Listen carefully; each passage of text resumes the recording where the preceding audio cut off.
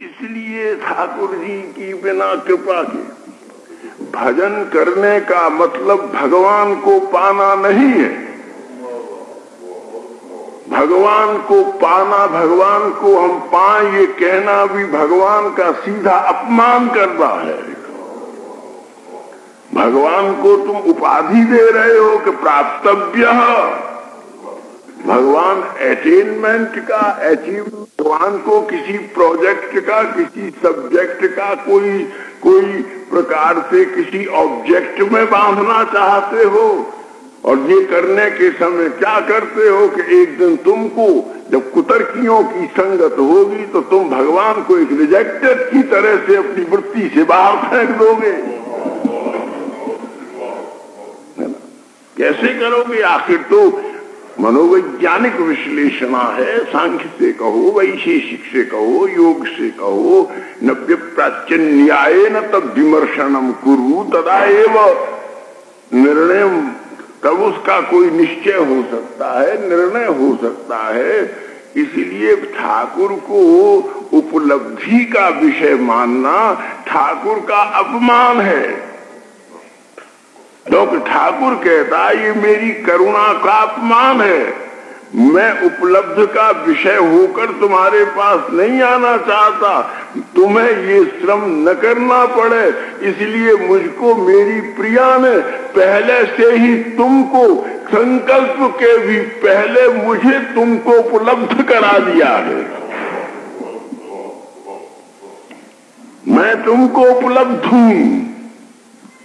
ईश्वर सर्वभूतानां हृदयेषु तिष्ठति, तुम्हारे हृदय में बैठा हुआ है। और तुम ऐदी की तरह भीतर कमरे में चीज है, तिजोरी में रुपया रखा है, और ऐदी की तरह बात पड़े हो। कोई ओपन शीशम कर रहे हो कि तिजोरी अपने आप, इसमें कोई ताली लगे, ये अपने आप खुले, इसमें से कड़ूला निकले, मेरे हाथ में आ जाए।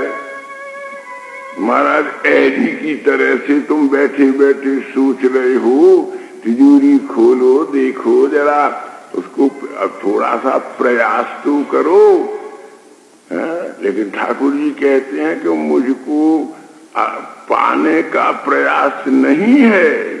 ये एफर्ट के लिए मैंने तुमको परिश्रम देने के लिए कोई व्यवस्था नहीं की है। मैं सुविधा दे रहा हूं। मैं इसलिए नहीं दिख रहा हूं, मैं इसलिए नहीं दिख रहा कि मैं तुमसे दूर हूं। मैं इसलिए नहीं दिख रहा हूं कि मैं तुम में घुल मिल के एक हो गया हूं। जरा भजन और भक्ति के झटके से मुझे अपने से अलग करो और फिर मेरी छवि को देखो। मेरा तुम में जो एकाकारत्व हो रहा है ना, तुम में मेरी जो एक आत्मीयता, एकांतिक आसंगति हो गई है ना, जो अलग हो रहा है वो विकार है। जो अपने भीतर ही मिला हुआ है वो निर्विकार है। इसलिए भक्ति के कोई हम आलिंगन करें, कोई प्रिय को परस्पर में तुम दोनों भैया भैया आलिंगन करो, मित्र करो, पति पत्नी करो, प्रिय प्रेयसी करो। क्योंकि मनुष्य के प्रेम के इजहार करने के तो दो ही तरीके हैं, आश्लेषम, जुम्नम्बा। तो अब करें, भरतलाल जी का रघुनाथ जी ने गहरा आलिंगन कर लिया। क्योंकि भगवत रूप में कहने पर अश्लीलत्व तो दोष निवृत्त हो जाता है।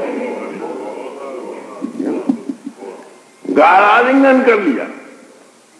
तो भरत रघुनाथ जी कह रहे हैं, तुमने भरत ने अपने को शिथिल तो करो, न ढीला तो करो। बोले क्यों? बोले मैं तुम्हारा मुख देख करके एक बार अपने अधर के रस की नीराजना तो तुम्हारे मुख शशि की करना चाहता हूं। नीराजनम कर तुम इच्छामी दर्शे माम तव मुखम्बुजम। हे भरत ने अपने मुख कमल को देखना तो दो, मैं अपने अधर चुंबन की जलती दीप शिखा से तुम्हारी आरती उतारना चाहता हूं। दीप शिखा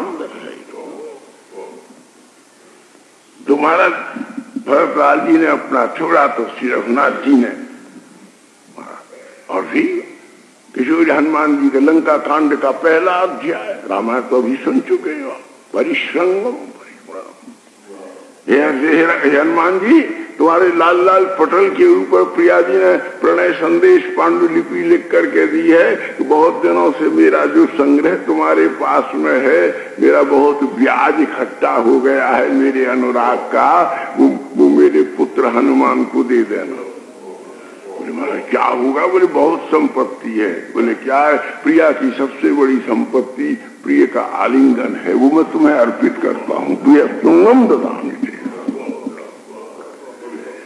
परंतु ये सब कौन समझे? ये कौन समझे? जिसको रस ब्रह्म साक्षात्कार है, ये रस ब्रह्म व्यावृत्ति है। तत्व ब्रह्म तो उपाधि मानेगा, इसे विकार मानेगा। तुम्हारे मन में यदि इन बातों से विकार आता हो तो फिर तो अद्वैत सिद्धि ही तुम्हारे लिए योग्य पथ है।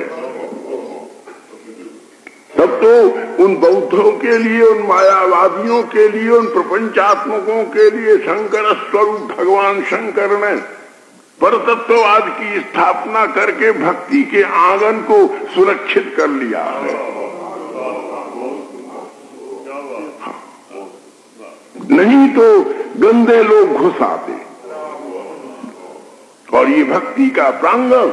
लेकिन जब देखा कि ये मायावादी हट गए हैं, बौद्ध हट गए हैं, तो तुरंत प्रकट होकर के वृद्धाचार्य प्रवर्य भगवान श्रीमद रामानुजाचार्य चरण ने भक्ति की नवीन स्रोत का